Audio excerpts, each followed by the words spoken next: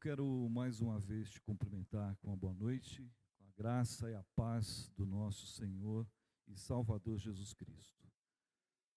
Muito feliz de estar aqui nesta noite. Não estou muito bem da garganta, mas tenho chupado umas pastilhas que a Fabíola tem me dado, tem me ajudado, e é um motivo de alegria, de gratidão a Deus por essa oportunidade. Por isso eu estou muito feliz. Estou muito feliz de rever vocês, muito feliz de ver a Tati e o Luiz, que estão ali, nossos amigos queridos, amigos que Deus nos apresentou, uma bênção na nossa vida. Tive a alegria e o prazer e o privilégio de celebrar o casamento deles, e motivo de muita alegria, então, eles estarem conosco hoje. Amém? Se você abrir a sua Bíblia ou conectar seu aplicativo no livro de Salmos, Salmo de número 133, é onde encontra-se o texto base da nossa reflexão nesta noite. A palavra que o Senhor colocou no meu coração, e nós já temos cantado sobre isso, sobre a união do povo de Deus, sobre os benefícios e as vantagens desse viver em união. O tema geral desse salmo é justamente isso: a excelência e as vantagens de um viver em união. Quero te saudar também como muito bem-vinda. Se tem mais algum visitante aqui, eu não estou vendo, todos são muito bem-vindos. Salmo de número 133. Na versão NVI diz assim: como é bom e agradável quando os irmãos convivem em união.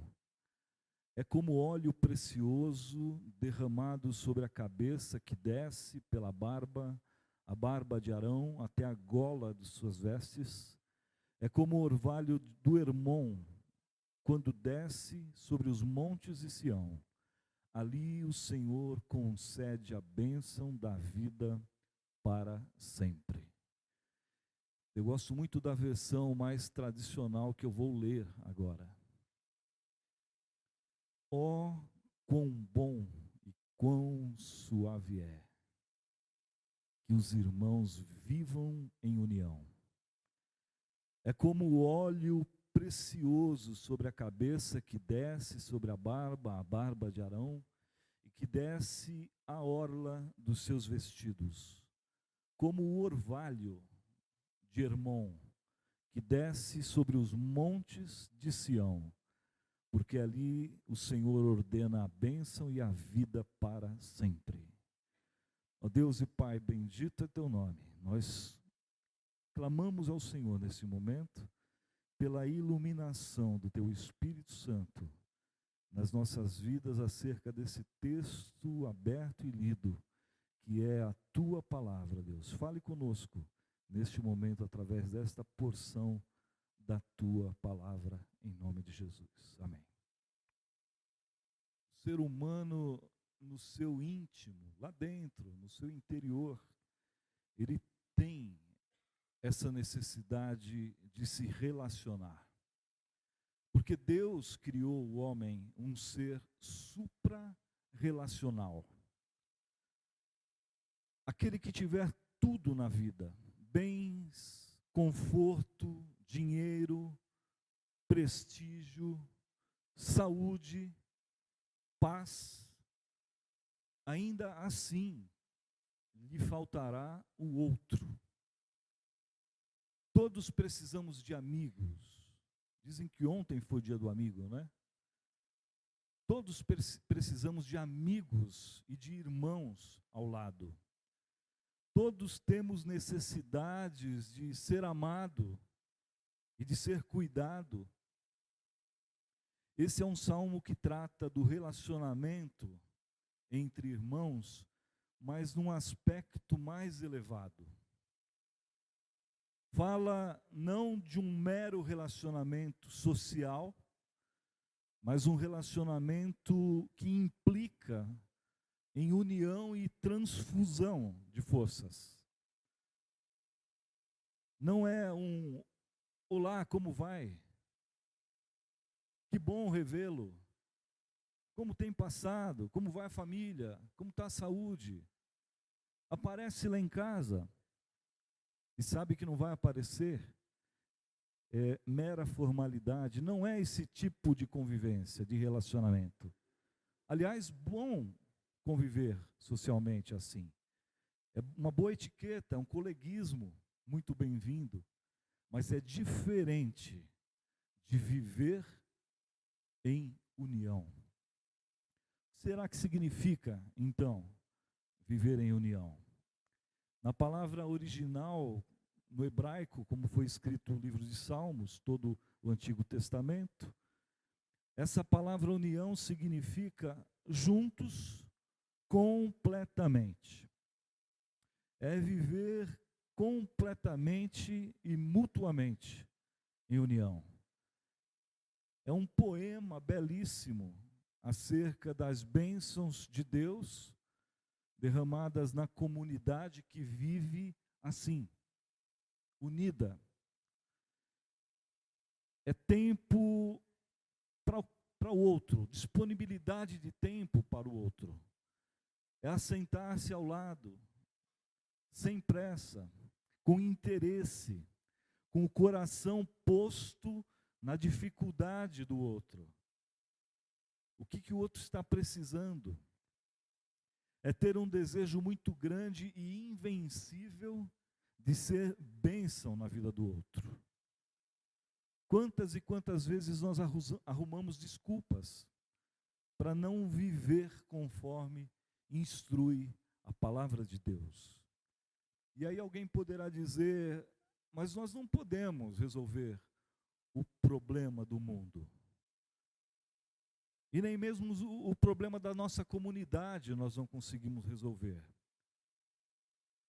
Talvez seja verdade isso, que nós não podemos fazer tudo, mas nós podemos ser fiéis naquilo que nós podemos fazer. Às vezes somos omissos. Tiago fala do pecado da omissão. Tiago nos apresenta um pecado, aliás, pouco denunciado. O pecado de não fazer. Quem sabe o que deve fazer e não faz, Tiago diz, inspirado por Deus, comete pecado.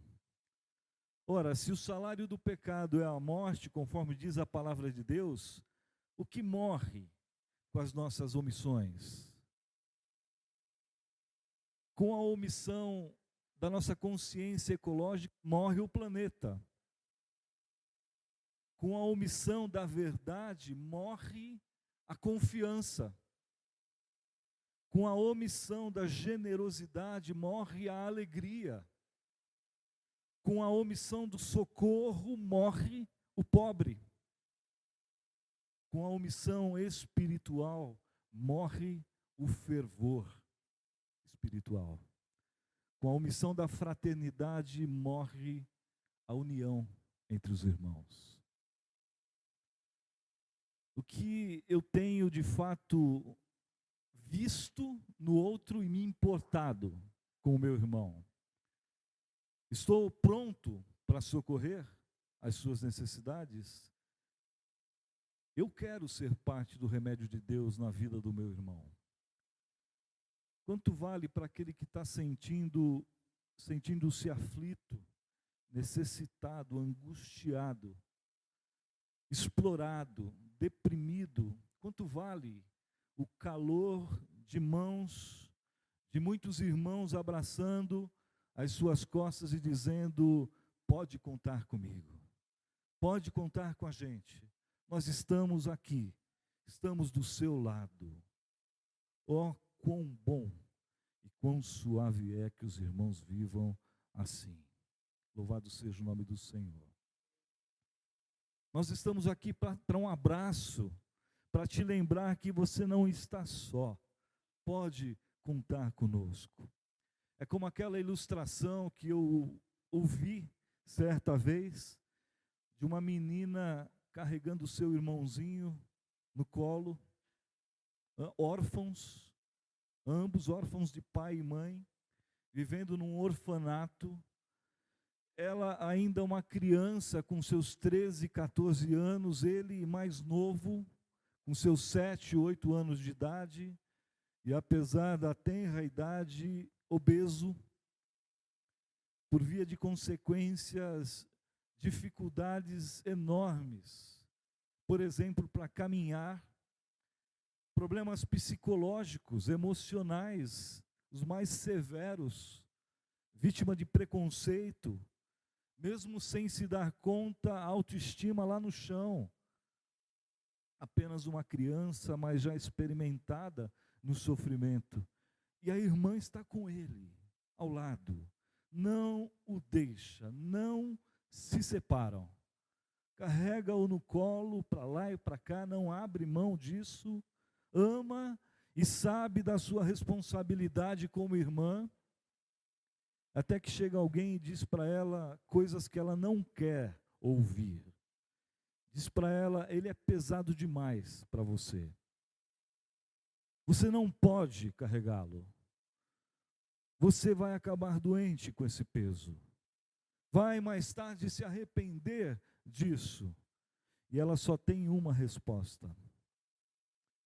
É meu irmão. É meu irmão. Por favor, não quero ouvir nada disso. É meu irmão. Quais os efeitos disso, dessa união, desse viver em união?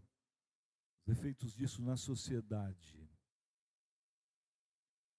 Influência aos demais. Provocar em quem olha de fora um desejo enorme de fazer parte dessa comunidade. Ver e reconhecer as vantagens de fazer parte dessa família e viver como bem define o Salmo 133. Ter irmãos com quem possa compartilhar as suas dificuldades, suas angústias na caminhada, seus medos, suas inseguranças. Ter alguém disposto a ouvi-lo, ouvir os seus traumas, chorar junto. Irmãos para orar juntos. Isso é muito precioso. Às vezes, apenas estar ao lado, em silêncio. Pessoas que vivem um cristianismo prático como o Senhor Jesus viveu. O salmista não encontra palavras para expressar o que ele está pensando, ele não consegue expressar isso que ele está sentindo, ele diz, quão bom que esse sentimento exista entre os irmãos. A palavra de Deus, ela é viva e eficaz, amém? É um salmo que falou ao seu tempo e fala-nos ainda hoje, nesta noite. Louvado seja o nome do Senhor. Como ele fala conosco hoje. Jerusalém era para o israelita aquilo que a igreja é para os cristãos nos dias de hoje. Lá estavam os seus laços mais fortes, os seus verdadeiros irmãos. Para um israelita, em Israel estava isso.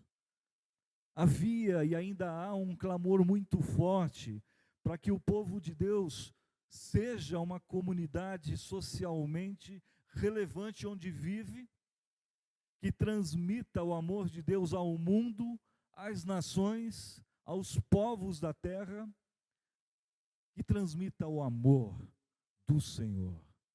O amor que, conforme diz o poeta, invade, age, queima, encoraja. Louvado seja o nome do Senhor. E quem é o meu irmão? O conceito bíblico para irmão nas Escrituras Sagradas é demasiadamente amplo. Diante de Deus, todos os israelitas eram considerados irmãos. os falidos, os endividados, os pobres, os malfeitores, os adoentados, os chatos, os boa praça, os conscientes, os sem noção, os de esquerda, os de direita, os petistas, os tucanos, todos. Deuteronômio 15:3 diz assim: do estranho exigirás, mas aos irmãos israelitas cancelem qualquer dívida.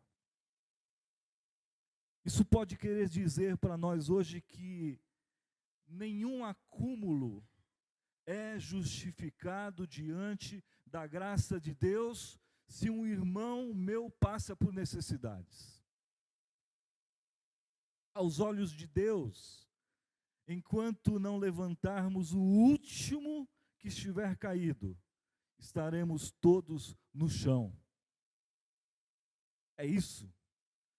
E quem sabe nós precisemos de fato sentar no pó para ficarmos mais perto do reino.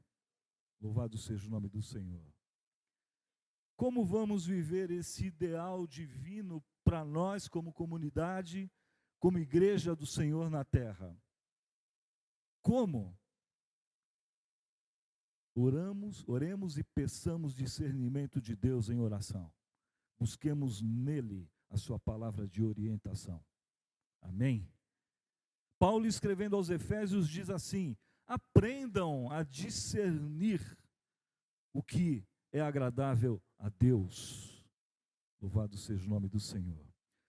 O salmista usa nesse salmo tão curto, nessa poesia tão bela e tão curta, usa duas imagens para ilustrar as vantagens do viver esse ideal divino para nós. Primeira, ele diz: viver assim é como o óleo precioso, um óleo especial usado para consagração, perfumado, de alto valor monetário, caríssimo, caro, embora o seu valor material não seja mencionado de modo direto no texto, mas é subentendido na expressão óleo precioso, específico para unção, óleo que era derramado sobre a cabeça do sumo sacerdote Arão, e se espalhava pela sua cabeça, pela sua barba,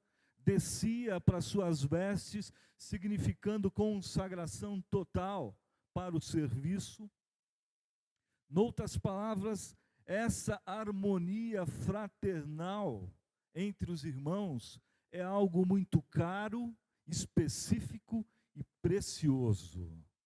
E tem a finalidade de santificação e unção do povo de Deus para ser uma comunidade de servidores. Louvado seja o nome do Senhor. E é ainda mais abençoador quando a sua influência se espalha pela sociedade inteira, inclusive fora dos seus próprios limites. Novamente, Paulo me vem à memória. E Paulo diz: e amando-vos assim, amarão ainda a outros.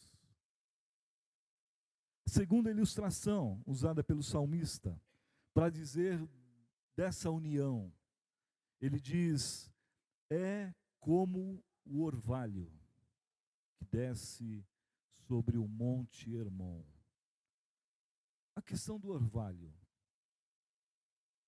Por que essa importância tão grande ao orvalho? As referências bíblicas a respeito da precipitação ou da queda do orvalho na terra, ela é um eterno mistério. Eu estava estudando, querendo entender um pouco mais, orando sobre isso. Ela continua um grande mistério. Como que é isso? No livro de Jó, depois de Jó contestar a Deus, Deus responde a Jó e os seus questionamentos Deus diz para Jó o seguinte: prepara-te como simples homem, faz um adendo, prepara-te como simples homem que eu vou te perguntar e você me responderá. Capítulo 38. E aí segue uma série de perguntas que o Eterno faz a Jó, das quais Jó não tem a menor condição de responder a Deus, até que no verso 28 do capítulo 38, Deus pergunta: Jó, acaso sabes quem gera as gotas de orvalho? Olha que interessante. Ou seja, quem é o pai das gotas de orvalho? Porque quem gera? Acaso sabes tu, Jó? Sua origem, a origem do orvalho é considerada celestial. Tem várias passagens que diz isso. E em Deuteronômio 32, verso 2, o Senhor diz, olha que interessante, o Senhor vai dizer: goteje o meu ensino, a minha doutrina, como chuva, e as minhas palavras desçam como orvalho. Louvado seja o nome do Senhor. Falando de Israel, falando da igreja do Senhor hoje. As minhas palavras desçam como orvalho. A geografia do local, no contexto em que foi escrito esse salmo, mostra que toda a terra em volta desses montes queimava pelo sol causticante durante o dia, e com temperatura tão alta, a chuva sozinha não era suficiente para irrigar o solo e fazer produzir boas colheitas, e o orvalho que descia dos montes durante as madrugadas era essencial para garantir a boa colheita para o povo. Hermon é o monte mais alto em Israel. Ele integra uma cadeia montanhosa ou uma cordilheira com mais de 24 quilômetros de extensão, e o Monte Hermon se destaca entre todos como sendo o mais alto, com cerca de 2.800 metros de altitude. É conhecido pelo orvalho denso, grosso, que desce das suas encostas durante a madrugada, rico, farto. E fala de um outro monte, Monte Sião, no capítulo 4 de Deuteronômio vai detalhar o que seja essa cordilheira. E fala de outro monte, Monte Sião, também como destaque nesse cenário, mas que não tem a imponência do Monte Hermon. Não é decantado pela sua magnitude, não é um astro nessa cordilheira.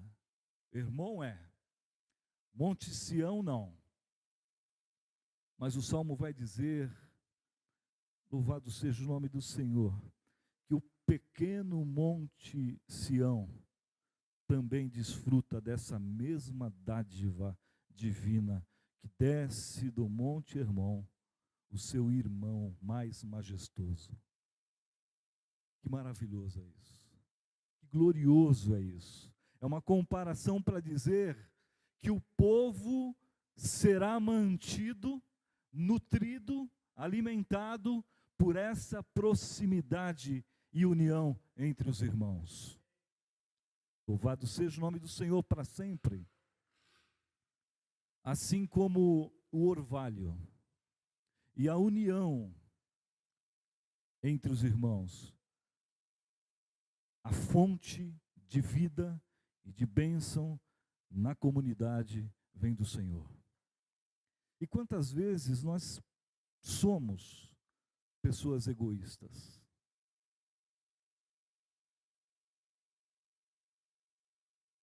Nos preocupamos apenas conosco mesmo. ou com os mais próximos, aqueles mais próximos de nós, aqueles que pensam igual a nós, que têm os mesmos gostos, que têm o mesmo nível intelectual, a mesma situação financeira. Vamos selecionando nossas amizades e passamos a nos relacionar muitas vezes por conveniência, por interesse. Deus que promove a harmonia, que levanta, que sustenta o caído, que dá vigor ao abatido, que renova as forças ao cansado, dá esperança aos desesperançados. Ele quer agir no mundo através de nós. Unam-se. Vocês não perdem por viverem assim. Oh, como é bom isso! O que vocês tiverem feito, Jesus disse em certa ocasião, que vocês tiverem feito a um desses menores, terão feito a mim. Se estiverem unidos entre vocês, vocês estarão unidos a mim. Louvado seja o nome do Senhor. Alguém já disse que 2 grandes pecados que Deus ataca nas Escrituras são a idolatria e a dissensão entre os irmãos, a separação entre os irmãos. Paulo, escrevendo aos Efésios, capítulo 4, verso 3, diz assim: façam todo o esforço para manter a unidade, essa unidade do Espírito, que é o vínculo da paz. Mesmo o apóstolo Paulo, escrevendo aos Romanos, ele diz: o Deus que concede perseverança e ânimo, dê a vocês o espírito de unidade segundo Cristo Jesus.